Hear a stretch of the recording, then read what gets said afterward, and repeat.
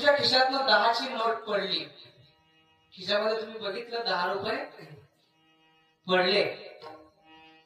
आपण एक तासभर शोधतो, कुठे होते 10 रुपये, कुठे होते 10 रुपये, कुठे गेले 10 रुपये. 10 रुपये गेले एवढं शोधतोय. आतापर्यंतचं आयुष्य गेलं, त्याचा कधी विचार केलाय का? नाही केला ना. आता नाशिवंत देह दाना